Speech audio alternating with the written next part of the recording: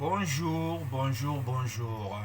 Moi, Musundi, qui est encore là, toujours dans la recherche des détails Congo dans la Bible. Bon, un détail, quand aujourd'hui on parle du Congo, tous pensent que c'est toujours le Congo Kinshasa et le Congo Brazza Angola. Non, non, quand on parle du Congo, toute l'Afrique et Congo. Congo, c'est l'emblème de la première civilisation. L'emblème que vous voyez derrière moi, le ciel léopard. Voilà, donc toute l'Afrique est sous le dogme de cet emblème-là, le léopard. Dans votre famille, si vous avez un totem qui est le coq, vous avez un totem qui est le chat, vous avez un totem qui est le caïman, vous avez un totem qui est l'éléphant, ce ne sont que des sous-groupes ou des confessions qui sont regroupés autour du dogme léopard. Le léopard est au-dessus. Celui qui a fait la toute première civilisation, qu'on appelle Nimrod, de son vrai nom Sinéar, c'est lui qui a fait le monde. Tout le concept mondial, c'est lui qui est à l'origine. Voyez-vous, l'Asie était Congo. La base, c'est Iran, Irak et Turquie. Ça s'est étendu. Quand dans la Bible, on dit que Dieu va confondre la langue. Mais quelle langue il va confondre? C'est cette langue-là qu'on va mettre au monde avec l'esprit léopard. Et cette langue-là s'est diversifiée. Toute l'Afrique a subi cette influence-là, a régi dans cette influence-là. L'Asie, pareil. Les Amériques, les Incas, les Mayas, pareil. C'était le léopard. Voilà. Donc, ma joie aujourd'hui, c'est de gaver, tous ces détails Congo que je retrouve dans la Bible. Et quand on parle de la Bible aujourd'hui, les nouveaux chrétiens, les chrétiens modernes, surtout les Africains, ils préfèrent encore suivre les pasteurs gourous. Oui, gourous. Le pasteur dit Amen. Tout ce que le pasteur dit, Amen. Mais vérifiez dans la Bible, ah non, j'ai mal à la tête. Voyez-vous comment on se fait manipuler au lieu de vérifier dans la Bible ce qu'on nous dit. Bon, on n'est pas là-bas, mais bon, moi, je suis aujourd'hui fan de l'histoire. Qui dit fan de l'histoire, je cherche à découvrir si l'histoire, si telle histoire est vraie. Donc, pourquoi moi, Musundi, les détails Congo dans la Bible. Voilà. Donc, aujourd'hui, on va vérifier la véracité de ce qu'on nous raconte sur Haïlé Sélassié. Haïlé Sélassié, prophète du lion de Juda, donc les Rastaman qui adorent Haïlé Sélassié. Haïlé Sélassié, descendant de Salomon et de la reine de Saba. Est-ce que c'est vrai? C'est facile de savoir si c'est vrai ou faux. Puisque Salomon, l'histoire de Salomon, c'est dans la Bible. La reine de Shaba, son histoire, c'est dans la Bible. Maintenant, on va chercher ces points qui relient Salomon, la reine de Saba, dans le trait d'union et Haïlé Sélassié. Est-ce que c'est vrai? Si c'est faux, c'est une imposture. Mais pour savoir si c'est vrai, moi je vérifie dans la Bible. Commençons d'abord par Salomon. On ne va pas faire long parce que l'Africain, quand c'est trop long, il a mal à la tête. Surtout quand on vérifie dans la Bible, là c'est encore pire, il a mal à la tête. Bon, donc on va d'abord aller par Salomon. Le règne de Salomon commence en 10 037 avant notre ère et se termine en 997 avant notre ère. Donc, aux environs de 997, l'Israël se divise en deux. L'Israël du nord, l'Israël du sud. C'est après la mort de Salomon. Ça, c'est dans la Bible. Hein? Dans cette période-là, l'Éthiopie ne connaît plus la paix. Depuis 1513, quand l'Égypte pharaonique est tombée, tenue par les Éthiopiens ne connaîtront plus la paix. Voyez-vous? Donc, on a du mal, à ce moment-là, quand on maîtrise cette partie d'histoire, on a du mal à comprendre comment l'Éthiopie, s'il y a une reine, va effectuer un voyage, traverser la mer Rouge, se retrouver en Israël pour aller entendre, soi-disant, la sagesse d'un roi dont le Dieu est à l'origine de la chute de ce totem léopard que les Éthiopiens hissaient. Vous voyez? Voyez-vous? Est-ce que c'était vraiment la reine de Saba ou la reine de Sheba? Comment peut-on parler de paix avec une nation qui continue sans cesse de réduire votre puissance? En parlant de la terre promise. On a promis une terre à un peuple qu'on maintenait en esclavage. Ce peuple grandit, mais la terre qu'on leur promet, c'est la terre que nous gérons.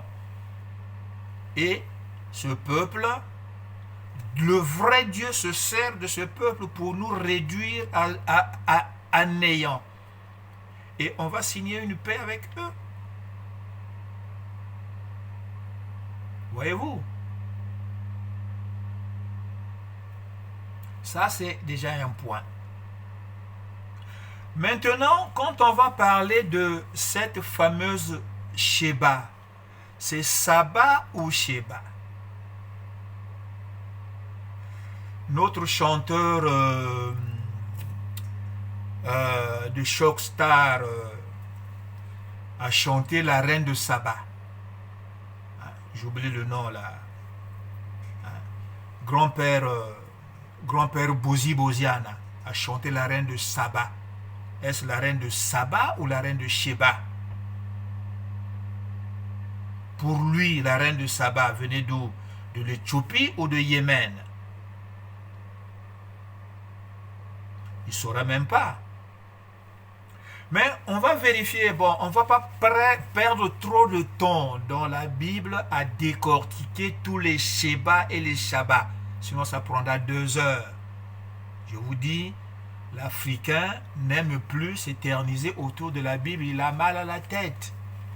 Lui, ce que son fameux pasteur gourou lui dit est suffisant. Vérifie dans la Bible, non. Il a grandi dans le mensonge, il mourra dans le mensonge. Bon. Donc, on va quand même retenir quelques Sheba.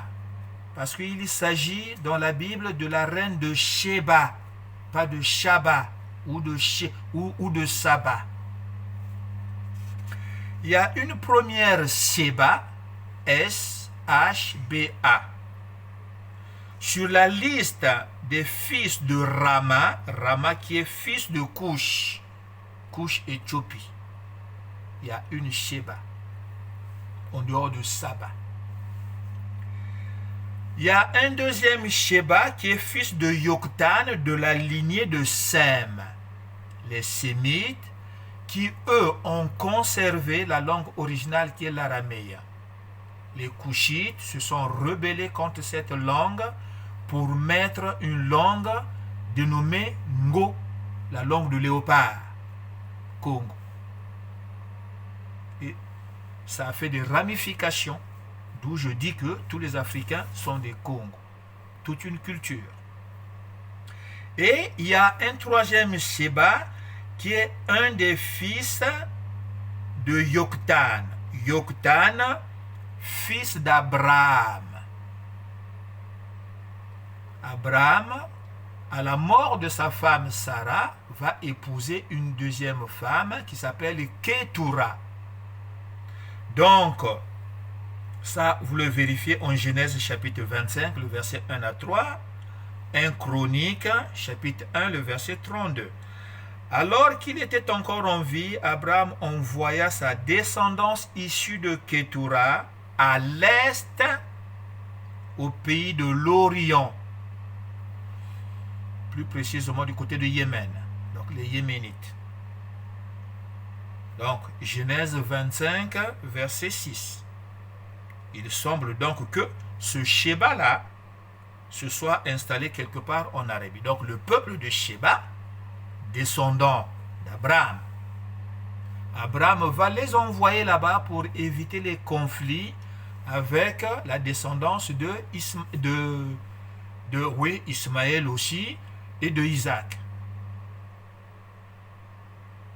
Voilà.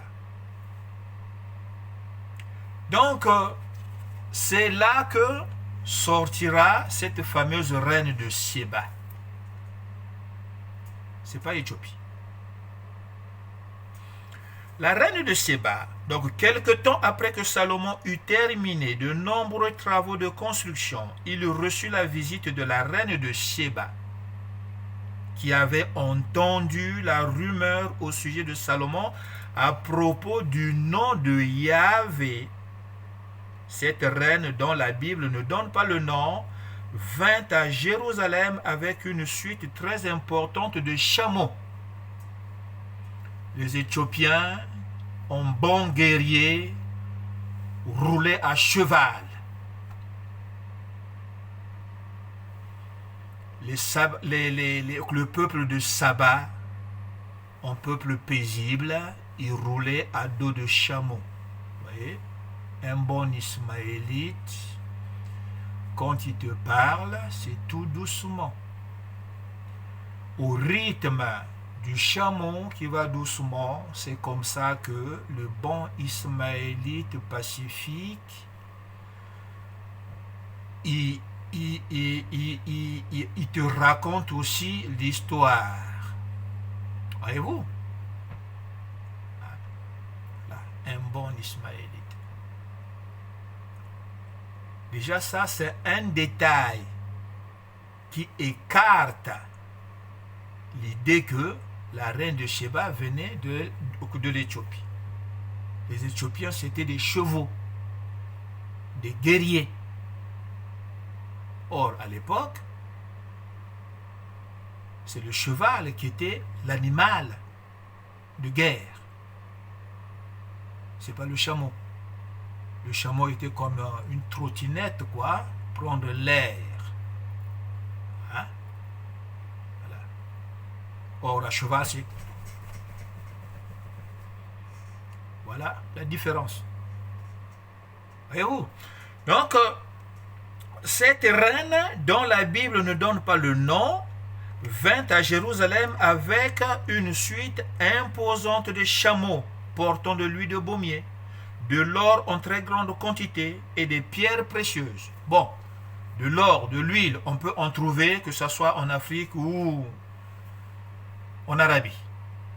Mais seulement, on ne peut pas croire que cette reine est venue de l'Éthiopie aller entendre la sagesse d'un Dieu, alors que eux, ils sont dans la sagesse pharaonique.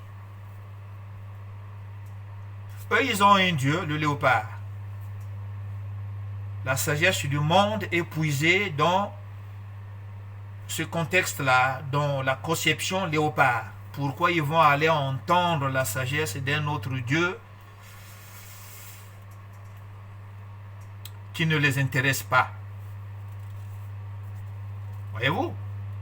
Mais c'est plutôt la reine de Sheba qui a un lien avec Salomon par Abraham. Il va l'entendre, la sagesse de Salomon. Puis ils sont cousins. C'est normal. Voyez-vous? Et la lecture continue.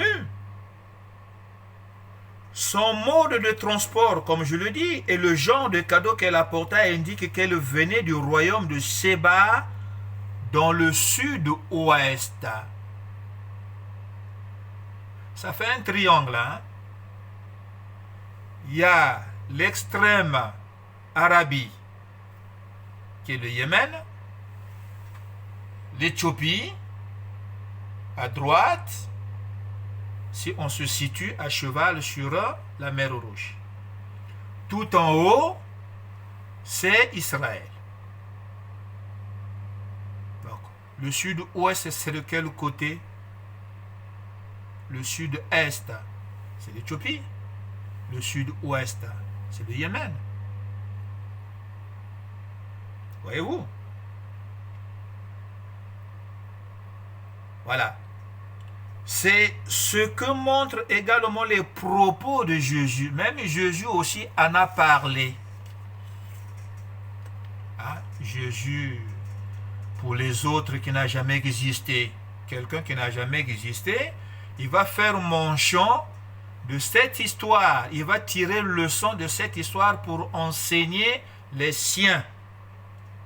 Voilà. Donc, selon qui elle était, la reine du sud, et elle est venue des extrémités de la terre. Matthieu chapitre 12, le verset 42. Donc du point de vue des habitants de Jérusalem, elle était vraiment venue d'une partie éloignée du monde connu d'alors. Vous trouverez aussi ce détail dans le livre de Psaumes, chapitre 72, le verset 10. Joël, chapitre 3, le verset 8. Vous voyez?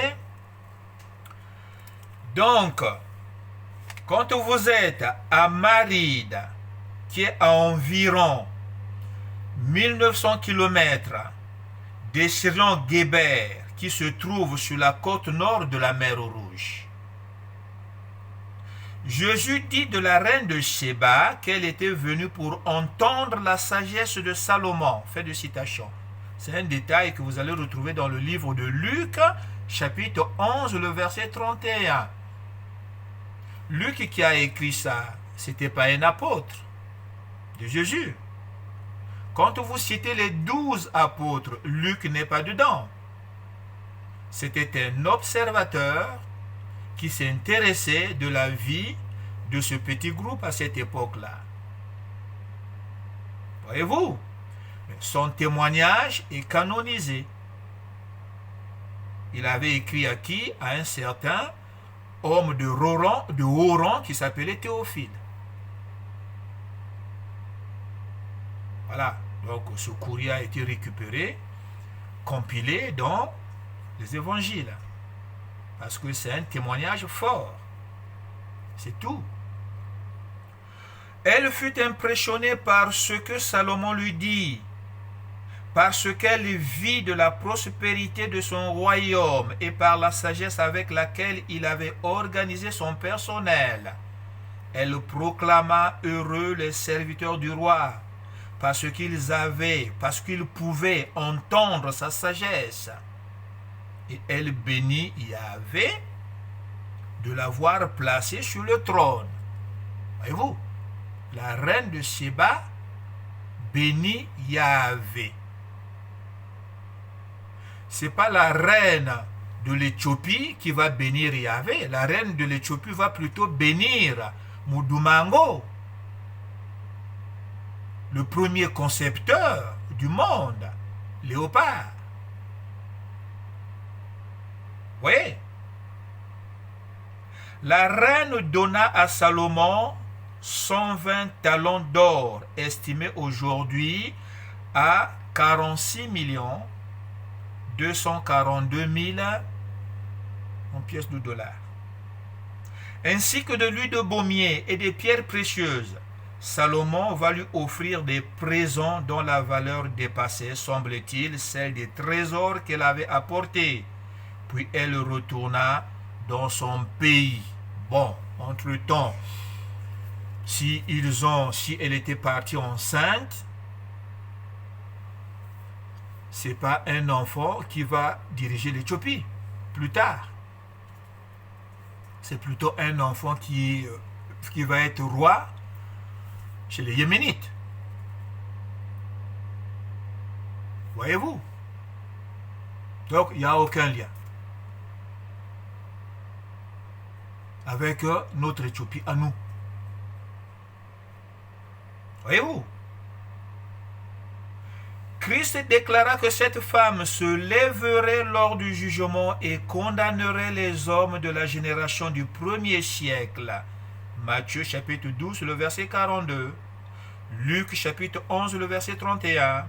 Elle avait fait un voyage difficile pour entendre la sagesse de Salomon, alors que les Juifs incrédules, qui se prétendaient serviteurs de Yahvé, avaient en Jésus quelque chose de plus que Salomon et ne lui prêtaient pas attention.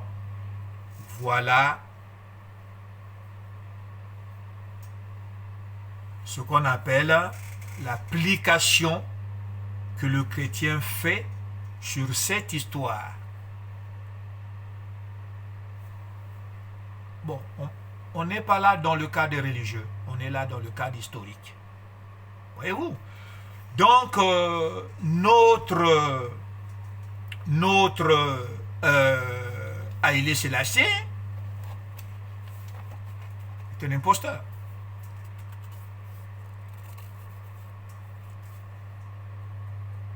L'histoire que nous venons de lire là, sur Salomon et la reine de Séba, dont le trait d'union est Haïlé Sélassié, roi d'Éthiopie, ne colle pas. Voilà comment l'imposture est placée en Afrique pour détruire, casser tout ce qui est identité Congo.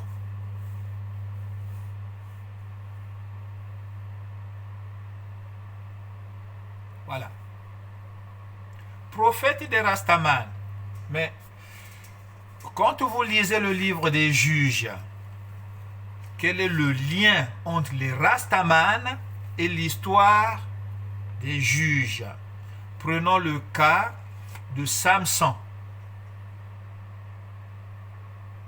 Samson, les parents de Samson vont recevoir une loi que quand Dieu choisit une personne qui va exécuter sa volonté en Palestine, les cheveux ne doivent pas être coupés. C'était en fait pour préparer Samson à une confrontation avec les peuples qui adoraient, les peuples Congo, qui adoraient le lion en Palestine. Il faisait des longs cheveux, des locks, enfin des rastas quoi, comme la crinière du lion. Ah, voilà. Eux, ils adorent le lion. Le lion est l'animal sacré. Donc, leur force est puisée dans le lion. Samson arrive. Lui aussi, il va imiter la coiffure des gens du village. Sauf que il ne puise pas sa force dans le lion. Sa force est dans la loi de Dieu qu'il va conserver, de ne pas couper ses cheveux. Confusion avec les Palestiniens autour, à Gaza. Donc, les peuples de Gaza pensent que Samson aussi est dans la même confession que eux.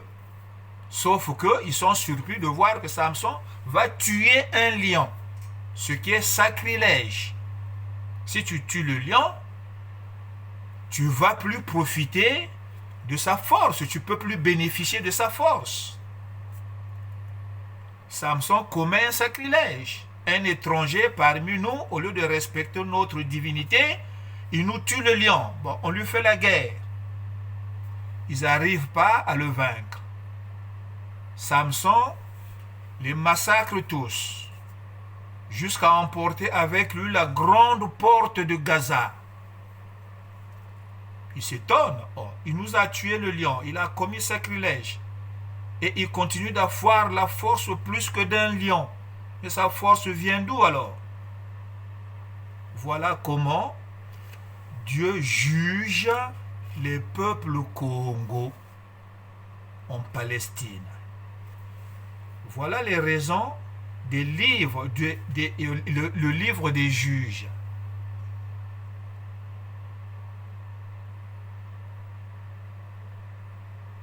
Vous comprenez? L'histoire de David et Goliath, c'est pareil.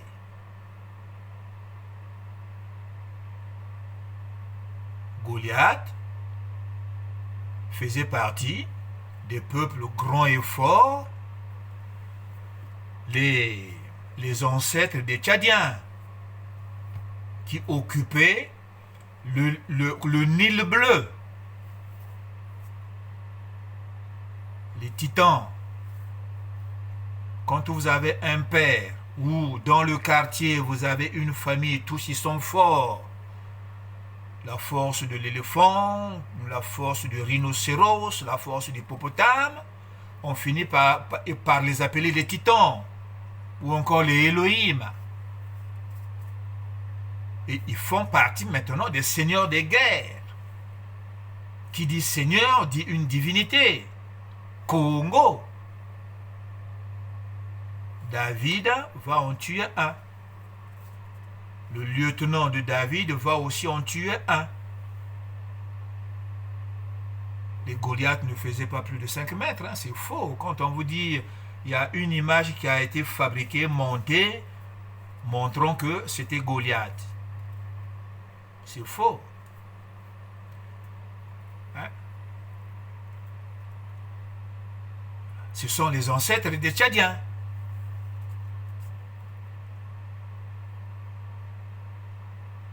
Et aussi des Tutsis, qui étaient grands autrefois.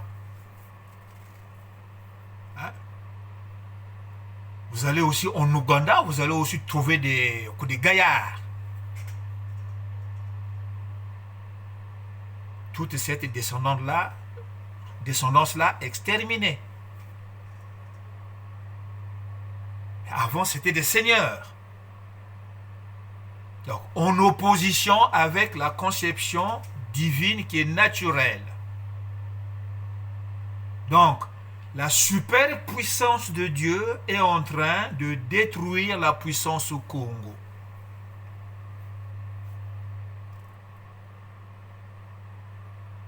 Voilà. L'histoire d'Haïlé Sélassié et les Rastaman. Haïlé Sélassié, il y en a qui disent que Haïlé Sélassié est le fondateur de ce rituel, de ce concept religieux Rastaman. Non, ça existe bien avant. Hein? C'était les adorateurs du lion.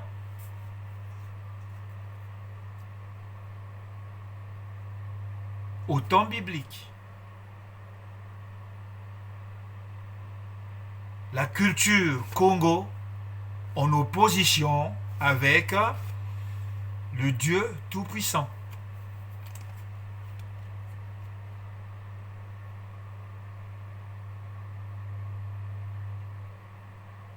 Voilà l'histoire.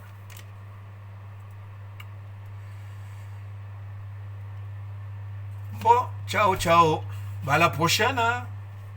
L'inspiration y est toujours. Wana Musundi. Pour vous apporter ce qui est bon. Allez.